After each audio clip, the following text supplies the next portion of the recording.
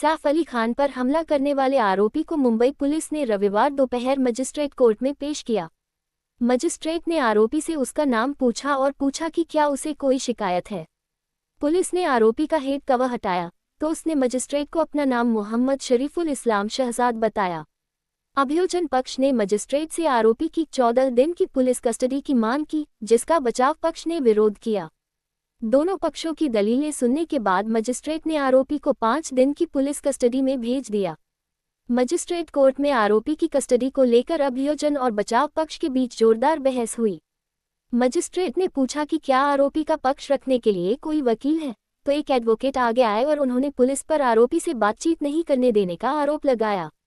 एक अन्य वकील आगे आए और मजिस्ट्रेट को बताया कि वह लीगल एड से हैं और आरोपी का प्रतिनिधित्व करेंगे। मजिस्ट्रेट ने कहा, आप दोनों ही आरोपी का पक्ष रख सकते हैं। इस पर दोनों वकीलों ने हामी भरी। ये भी पढ़े, हॉस्पिटल के बेड पर सैफ, बगल में बैठी करीना, शत्रुघ्न सिन्हा ने शेयर की ऐसी फोटो। नाराज फैंस। मुंबई पुलिस के जांच अधिकारी ने मजिस्ट्रेट से कहा, आरोपी ने सैफ अली खान के घर में अवैध रूप से घुसपैठ की और अभिनेता समेत 2 अन्य लोगों पर चाकू से हमला किया।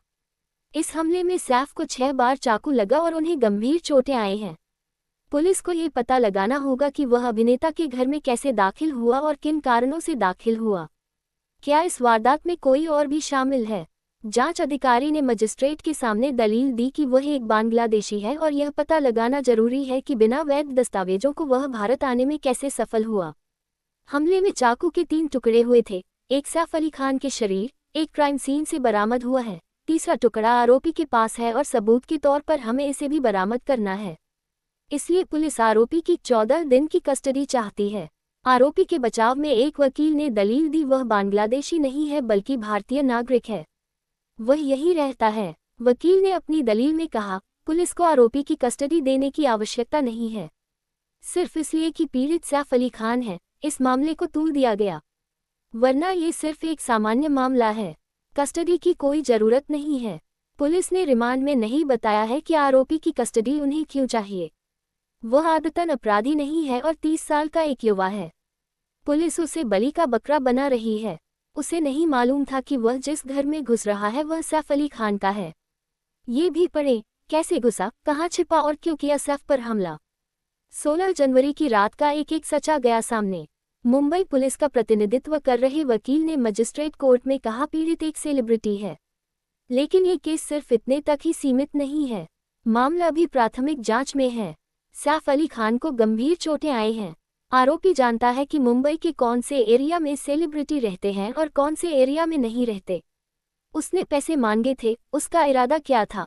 हमले में इस्तेमाल चाकू 3 हिस्सों में टूटा है, इसलिए हमें तीसरा हिस्सा बरामद करना होगा क्योंकि उसमें खून का निशान होगा। आरोपी के कपड़े भी जब्त करने होंगे जिस पर पीड़ित के खून के धब्बे हो सकते हैं। इस मामले में उसकी मदद किसने की, इसका पता लगाना होगा। पासपोर्ट एक्ट के तहत भी उसके खिलाफ केस दर्ज होगा, इसलिए पुलिस को आरोपी की कस्टडी चाहिए होगी। दोनों पक्षों की दलीलें सुनने के बाद मजिस्ट्रेट ने कहा, पुलिस ने आरोपी की गिरफ्तारी के जो आधार बताए हैं उससे मैं संतुष्ट हूँ। आरोपी बांग्लादेश का नागरिक है, इसलिए मामले में अंतर्राष्ट्रीय साजिश के शक को खारिज नहीं किया जा सकता, इसलिए जांच अधिकारी को पर्याप्त समय देना होगा। मैं पुलिस को आरोपी की 5 दिन की कस्टडी दे रहा हूं। अभियोजन पक्ष की दलीलें सुनने और रिकॉर्ड पर रखी गई सामग्री को देखने के बाद मैंने पाया कि अभियुक्त के खिलाफ गैर जमानती अपराधों के लिए अच्छी तरह से स्थापित आरोप हैं। जांच प्रारंभिक चरण में है। इसके अलावा आरोपी को आज ही गिरफ्तार किया गया है, इसलिए जांच के लिए पर्याप्त अवधि के लिए रिमांड मांगने का पुलिस का आधार उचित है।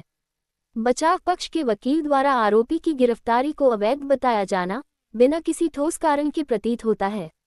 बीएनएस की धारा 109 हत्या का प्रयास में 7 साल से अधिक की सजा का प्रावधान होता है और इस प्रकार पुलिस आरोपी को गिरफ्तारी का नोटिस देने के लिए बाध्य नहीं है, इसलिए यहां अवैध गिरफ्तारी कोई मुद्दा ही नहीं है।